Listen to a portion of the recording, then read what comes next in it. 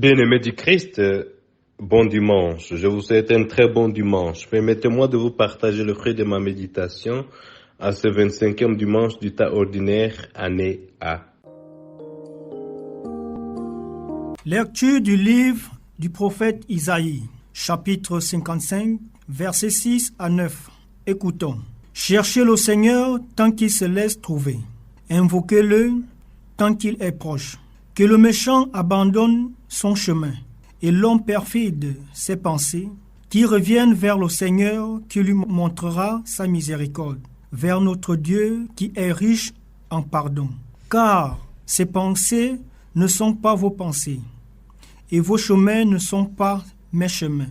Oracle du Seigneur, autant le ciel est élevé au-dessus de la terre, autant mes chemins sont élevés au-dessus de vos chemins, et mes pensées au-dessus de vos pensées. Parole du Seigneur. Deuxième lecture.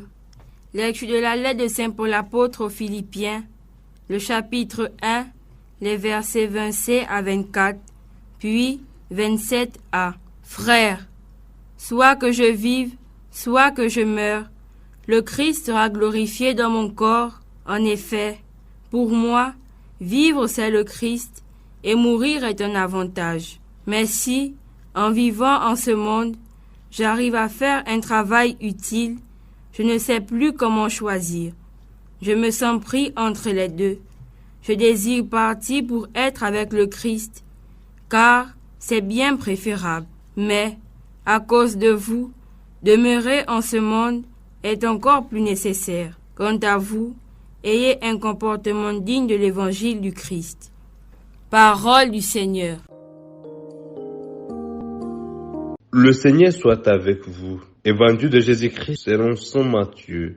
En ce temps-là, Jésus disait à ses disciples, cette parabole: le royaume des cieux est comparable au maître d'un domaine qui sortit dès le matin en fait d'embaucher des ouvriers pour sa vigne. Il s'est mis d'accord avec eux sur le salaire de la journée, un denier, c'est-à-dire une pièce d'argent, et il les envoya à sa vigne. Sorti vers 9 heures, il en vit d'autres qui étaient là, sur la place sans rien faire. Et à ceux-là, il dit: allez à ma vigne, vous aussi, et je vous donnerai ce qui est juste. Ils y allèrent. Il sortit de nouveau vers midi, puis vers 3 heures, et fit de même. Vers 5 heures, il sortit encore, en trouva d'autres qui étaient là, et leur dit: pourquoi êtes-vous restés là toute la journée sans rien faire? Ils lui répondirent: parce que personne ne nous a embauchés. Il leur dit: allez à ma vigne, vous aussi. Le soir venu, le maître de la vigne dit à son intendant: appelle les ouvriers et distribue le salaire, en commençant par les derniers pour finir par les premiers. Ceux qui avaient commencé à 5 heures s'avancèrent et reçurent chacun une pièce d'un denier. Quand vint le tour des premiers, ils pensaient recevoir davantage, mais ils reçurent eux aussi chacun une pièce d'un denier. En la recevant, ils récriminaient contre le maître du domaine. Ceux-là, les derniers venus, n'ont fait qu'1 heure, et tu les traites à l'égal de nous, qui avons enduré le poids du jour et de la chaleur. Mais le maître répondit à l'un d'entre eux: mon ami, je ne suis pas injuste envers toi. N'as-tu pas été d'accord avec moi pour un denier? Prends ce qui te revient et va-t'en. Je vais donner au dernier venu autant qu'à toi. N'ai-je pas le droit de faire ce que je veux dans mes biens? Ou alors ton regard est-il mauvais parce que moi je suis bon? C'est ainsi que les derniers seront les premiers et les premiers seront les derniers. Acclamons la parole de Dieu. Il y a une histoire d'un homme qui se promenait au bord d'une rivière avec son fils. Chemin faisant, il voit un escorpion qui était pris par des pierres. Le monsieur prend l'initiative de sauver cette petite bête. Alors, il a tenté de toucher ses petites pattes pour le laisser libre partir. Mais la petite bête l'a mordu et il a essayé de chercher quelque chose pour aider la petite bête à se mouvoir.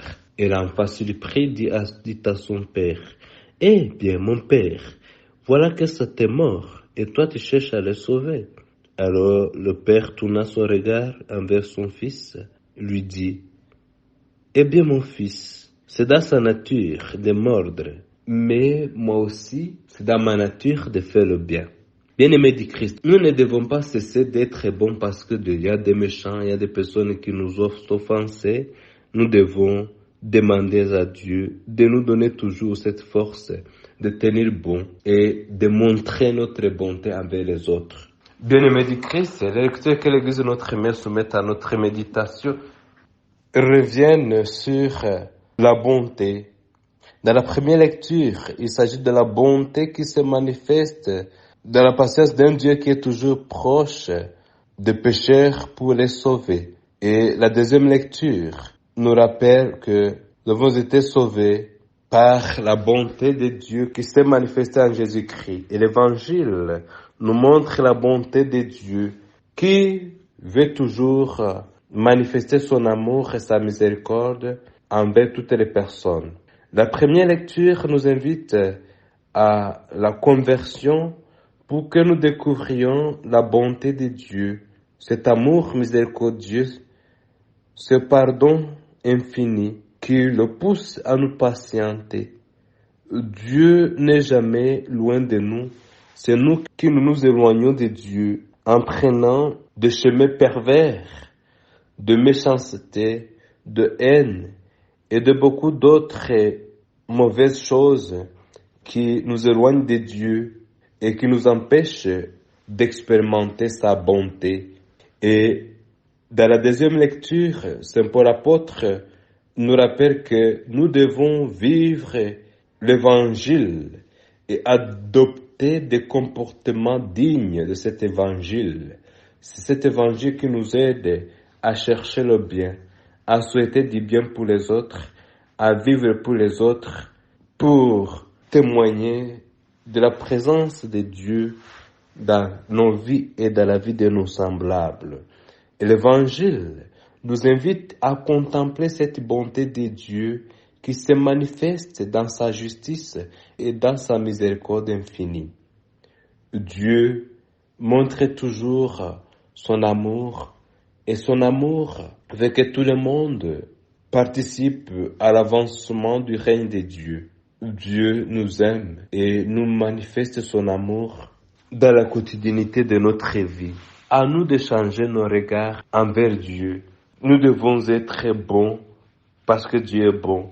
La méchanceté nous empêcherait d'imiter le Christ et d'imiter Dieu dans sa bonté et dans sa justice. Que Dieu nous prenne en grâce et nous bénisse, qu'il nous donne la grâce de contempler et de vivre sa bonté qui n'a pas de limite et que toute notre vie soit toujours au service des autres. Soyons de signes vivants de la bonté de Dieu pour que notre vie soit toujours une vie donnée, une vie au service des autres. Le Seigneur soit avec vous.